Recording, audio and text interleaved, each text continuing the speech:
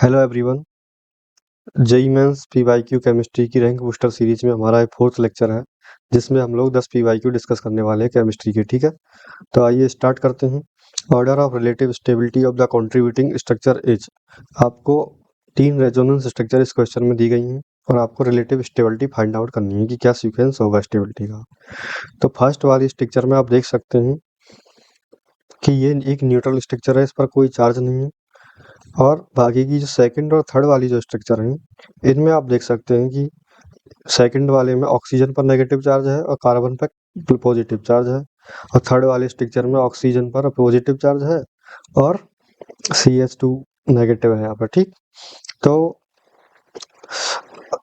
जब स्टेबिलिटी की बात की जाती है रेजोनेंस स्ट्रक्चर्स में, तो न्यूट्रल वाली जो स्ट्रक्चर होती है, न्यूट्रल, ठीक है, न्यूट्रल वाला जो स्ट्रक्चर होता है वो ज़्यादा स्टेबल होता है as compare to the ionic structures. ठीक है, तो यहाँ पे फर्स्ट सबसे ज़्यादा स्टेबल हो जाएगा क्योंकि न्यूट्रल स्पीसीज है। ठीक, और सेकंड और थर्ड में स्टेबिलिटी देखने के लिए आप देखिए कि सेकंड में ऑक्सीजन पर नेगेटिव चार्ज है और कार्बन पर पॉजिटिव चार्ज है, और थर्ड वाले में ऑक्सीजन पर पॉजिटिव है और CS कार्बन पर नेगेटिव है।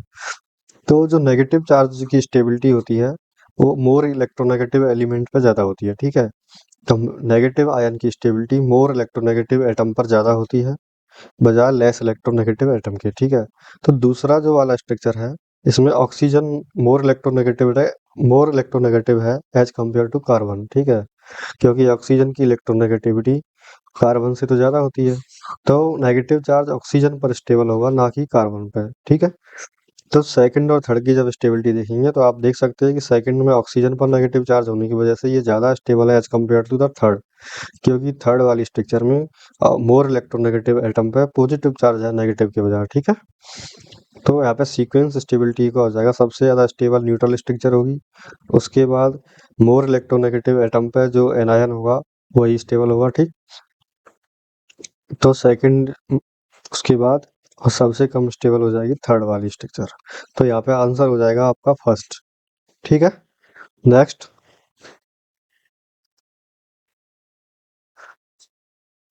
Which among the following halide will not show SN1 reaction.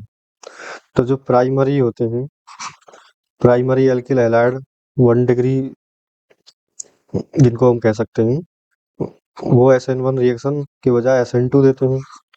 इसी तरह से जो विनाइल होते हैं, विनाइल ग्रुप, जैसे कि एल्कीन पे लगा हुआ है अगर हेलोजन, तो यहाँ पे अगर SN1 रिएक्शन से करवाए हेलोजन निकाल के, तो कार्बन डबल बॉन्ड वाले कार्बन पे पॉजिटिव चार्ज आएगा, इस वजह, जो कि बहुत ज़्यादा अनस्टेबल होता है।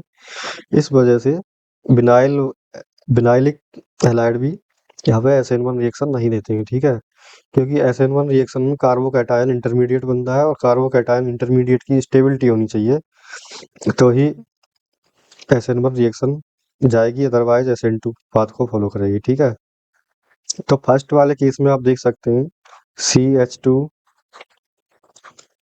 डबल बॉन्ड CH2 Cl, जब Cl निकलेगा तो कार्बोकैटायन यहाँ जनरेट होगा जो कि स्टेबलाइज होगा अल्टरनेट पोजीशन पे जो ही डबल बॉन्ड है। ठीक है, इस तरह से जो कार्बोकैटायन की तरफ ही डबल बॉन्ड वाला इलेक्ट्रॉन जाएगा तो कॉन्जुगेशन शो करेगा। ठीक है,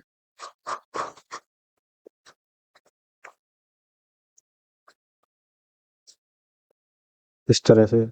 और सेकंड वाले में आप देख सकते हैं कि डबल बॉन्ड वाली पोजीशन पे Cl लगा हुआ है। ठीक है, तो जब ऑप्शन बी में जो स्ट्रक्चर है उसका कार्बोकैटायन अगर SN1 के थ्रू रिएक्शन जाए तो क्या बनेगा, CH3 CH double bond CH positive. आप देख सकते हैं कि जो डबल बॉन्ड वाला कार्बन होता है उसकी इलेक्ट्रोनेगेटिविटी ज़्यादा होती है बजाय CH सिंगल बॉन्ड CH वाले से। ठीक है, तो इस वजह से इसकी इलेक्ट्रोनेगेटिविटी ज़्यादा है, तो कार्बोकैटायन यहाँ पे स्टेबल कम होगा। ठीक है, कार्बेनियन होता है इसकी जगह, कैटायन की जगह अगर एनायन होता तो उसकी स्टेबिलिटी इस वाले कार्बन पे ज़्यादा होती। ठीक है, तो इस वजह से ये वाला इंटरमीडिएट यहाँ पे नहीं बनेगा क्योंकि ये स्टेबल नहीं है, तो बी वाला जो ऑप्शन है ये SN1 पाथ को फॉलो नहीं करेगा। ठीक, पहला वाला कर सकता है। ठीक, और थर्ड वाला जो सी ऑप्शन में दिया गया आपको बेंजिल क्लोराइड, तो Cl निकालने के बाद SN1 रिएक्शन में कार्बोकेटायन कुछ इस तरह से बनेगा। आप देख सकते हैं कि जो ये बेंजाइलिक कैटायन बना है, ये स्टेबल है ड्यू टू कॉन्जुगेशन। यहाँ पर रेजोनेंस पॉसिबल है बेंजीन रिंग के पाई बॉन्ड के साथ, ठीक है। तो इस वजह से डिलोकलाइजेशन होगा कार्बो पॉजिटिव चार्ज का, तो स्टेबिलिटी इंटरमीडिएट की यहाँ पे बढ़ जाएगी। तो इस ये भी SN1 रिएक्शन को फॉलो कर सकता है। और डी ऑप्शन में आपका सेकंड 2 डिग्री सेकेंडरी पोजीशन पे है Cl, ठीक है, इस तरह से। तो कार्बोकैटायन कुछ ऐसा बनेगा जो कि सेकेंडरी कार्बोकैटायन है। तो ये वाले जो कार्बो सेकेंडरी कार्बोकैटायन होते हैं, ये सफिशिएंटली स्टेबल होते हैं SN1 के लिए भी, ठीक है।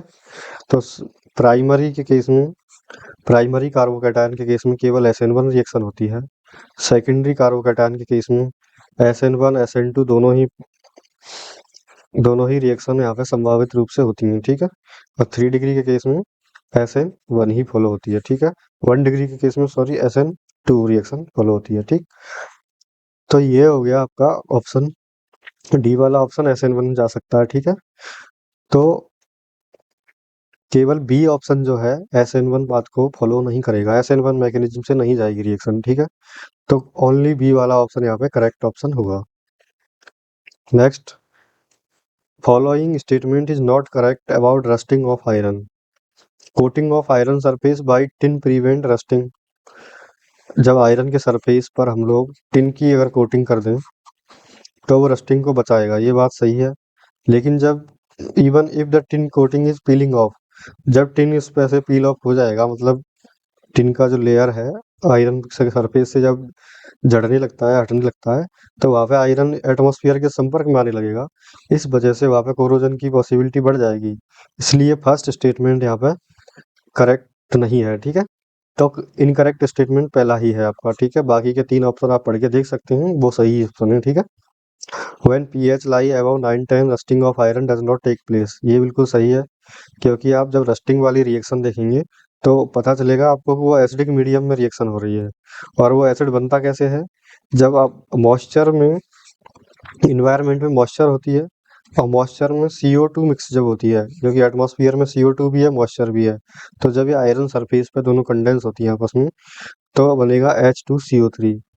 और यही H2CO3 H प्लस के लिए रेस्पॉन्सिबल होगा एसिडिक मीडियम बनाने के लिए वहाँ पे। तो जब pH 9-10 होगा तो मतलब H प्लस का कंसंट्रेशन बहुत कम है, ठीक है।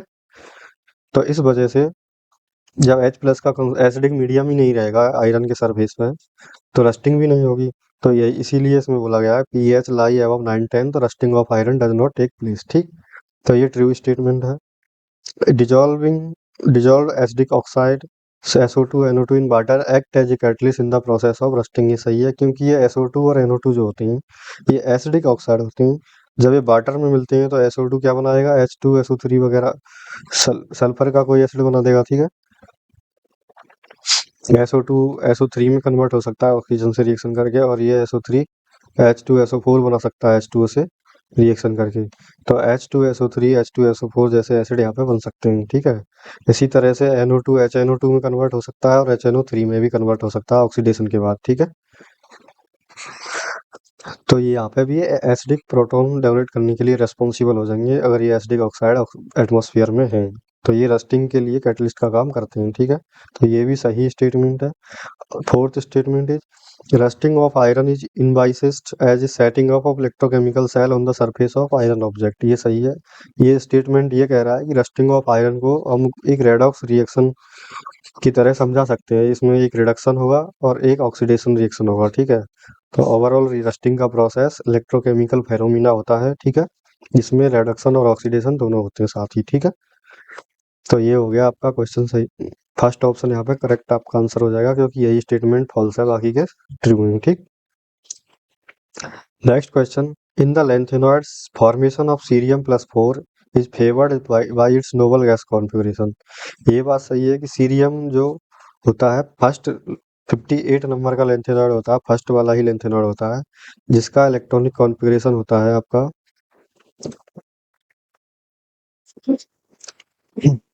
आउटर इलेक्ट्रॉनिक कॉन्फ़िगरेशन में लिख रहा हूँ, नोबल गैस वाले को छोड़ दे रहा हूँ, ठीक।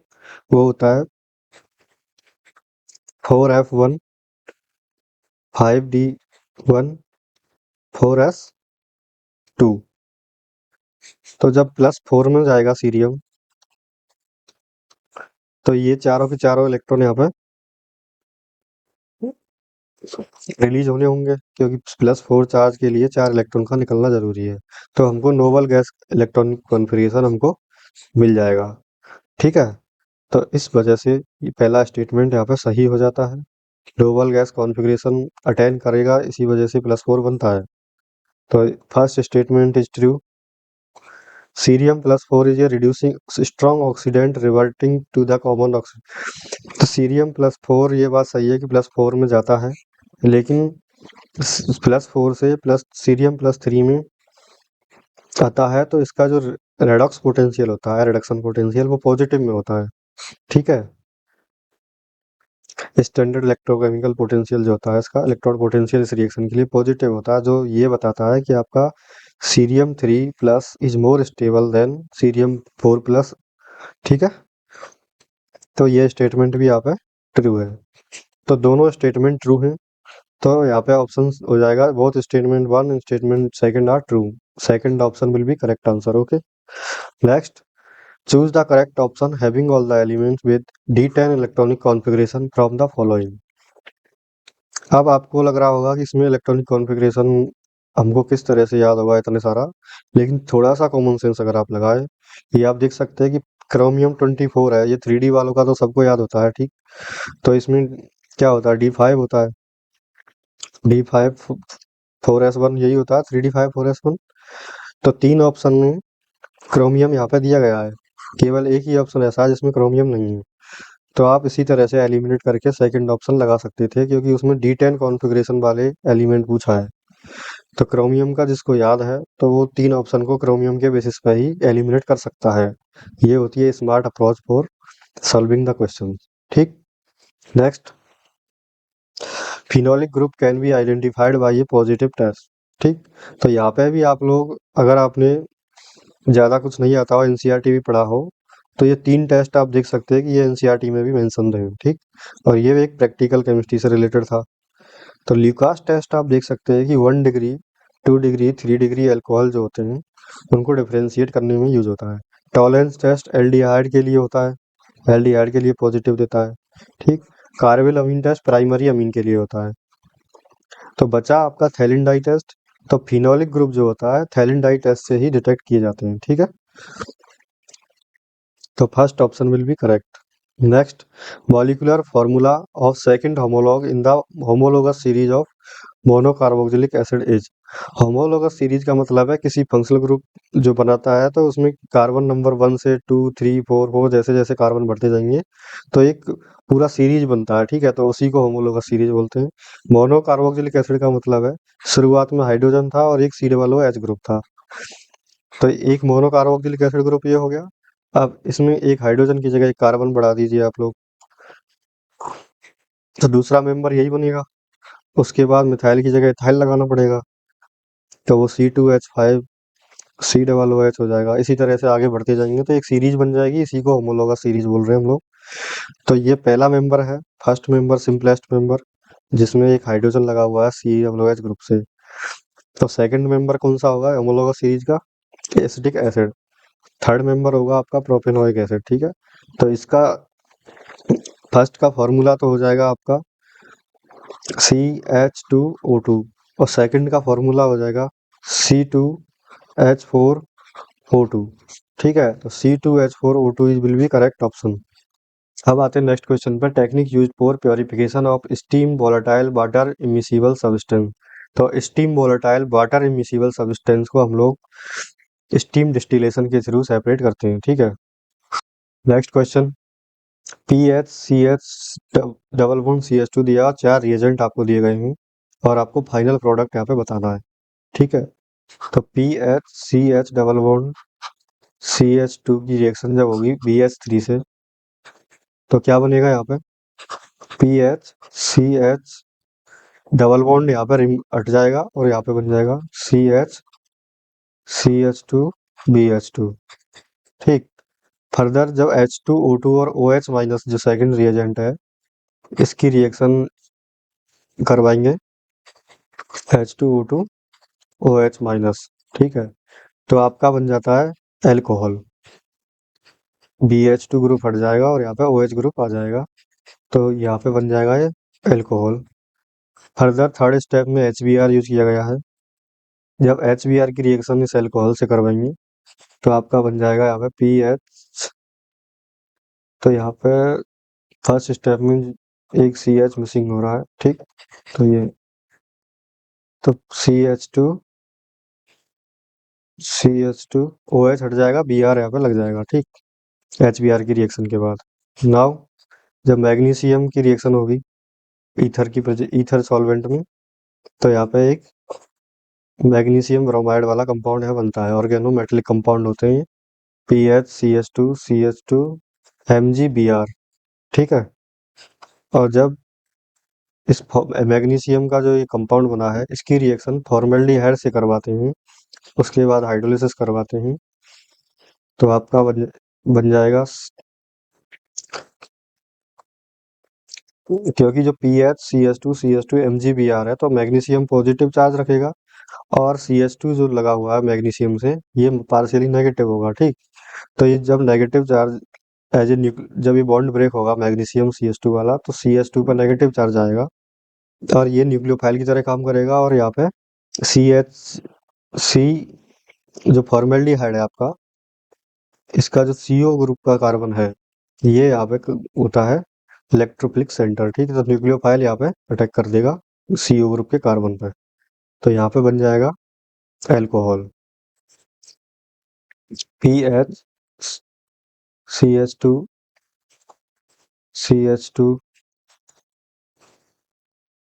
CH2O minus MgBr। इस तरह से ये सॉल्ट बन गया। जब इसका हाइड्रोलिसिस करवाते हैं H3O पॉजिटिव एसिड की प्रेजेंस में, ये एल्कोहल में कन्वर्ट हो जाता है, ठीक। PH CH2 CH2 हो जाएगा ये। तो प्रोडक्ट हमको मिल गया यहाँ पे PH CH2 CH2 CH2OH, तो fourth option will be correct. Next आपको रिएक्शन दी गई है लेफ्ट हैंड साइड पे, और रिएजेंट इनके कन्वर्जन के लिए जो रिएजेंट चाहिए वो आपको मैच करना है। तो आप देख सकते हैं कि डी ऑप्शन में यहाँ पे फिनॉल ईथर में चेंज हो रहा है, तो इसका ऑप्शन जो मैच करेगा वो करेगा यहाँ पे NaOH से प्लस CH3Cl से। कैसे? तो फिनॉल की रिएक्शन जब NaOH से आप करवाओगे तो फिनॉक्साइड आयन बनेगा, ठीक। अब फिनॉक्साइड आयन की रिएक्शन जब CH3Cl से करवाएंगे तो CH3Cl के लिए ये फिनॉक्साइड आयन न्यूक्लियोफाइल की तरह काम करेगा और क्लोरीन रिप्लेस हो जाएगा, ठीक है। तो यहाँ पे बन जाएगा आपका ईथर CH3। तो डी का हो गया आपका सेकंड, तो डी सेकंड फर्स्ट में है और फोर्थ में है, ठीक। नाउ यहाँ पे जो सेकंड ऑप्शन दिया गया है OH से ऑर्थो पोजीशन में CHO ग्रुप आया है, तो इसको बोलते हैं हम लोग रीमर टीमन रिएक्शन, ठीक है। तो इसमें CH3Cl यूज होता है, CHCl3 सॉरी, ठीक है, क्लोरोफॉर्म यूज होता है। तो एक ऑप्शन यहाँ पे ऐसा है जिसमें बेस CHCl3 फिर NaOH HCl की रिएक्शन हो रही है, तो बी वाला जो होगा ये रीमर टीमन रिएक्शन के लिए रेस्पॉन्सिबल रिएजेंट है, ठीक है। तो बी का हो गया यहाँ पे थर्ड, तो बी का थर्ड यहाँ पे फोर्थ वाले में है, फर्स्ट वाले में नहीं है। तो फर्स्ट वाला भी एलिमिनेट हो गया, सेकंड और थर्ड पहले से एलिमिनेटेड थे, तो एलिमिनेशन मेथड से हमारा दो रिएक्शन को मैच करके ही अपना फोर्थ ऑप्शन करेक्ट आंसर हो गया है। बाकी केस जो थर्ड वाली रिएक्शन है इसमें ऑक्सीडेशन हो रहा है, तो ऑक्सीडाइजिंग एजेंट यूज होगा इसमें, तो Na2Cr2O7 in acidic medium oxidising agent की तरह काम करता है, जो कि सी वाली रिएक्शन के लिए रेस्पॉन्सिबल होगा, ठीक है। तो सी का यहाँ पे फर्स्ट हो जाएगा, आप देख सकते हैं फोर्थ ऑप्शन में सी का फर्स्ट है भी। इसी तरह से जो बची कौन सी रिएक्शन अपनी फर्स्ट वाली OH ऑर्थो पोजीशन पे सी डबल OH ग्रुप लगाना है फिनॉल में, तो ये वाली रिएक्शन कॉलवे वाली रिएक्शन है जिसमें NaOH यूज करते हैं, CO2 फिर HCl यूज करते हैं, तो फर्स्ट का यहाँ पे फोर्थ हो जाएगा, तो ए का 4 यहाँ पे हो जाएगा, ठीक। इसलिए ये आंसर सही हो जाएगा। तो यहाँ पे हमने ओवरऑल 10 क्वेश्चन डिस्कस कर लिए हैं। इतना सफिशिएंट है इस वीडियो के लिए, अदरवाइज वीडियो लंबी हो जाएगी। ठीक है, तो नेक्स्ट वीडियो में हम 10 क्वेश्चन फिर से लेके आएंगे आपके लिए। इसी तरह से धीरे धीरे जेईई मेंस के केमिस्ट्री सेक्शन को हम लोग फिनिश करते जाएंगे। ठीक।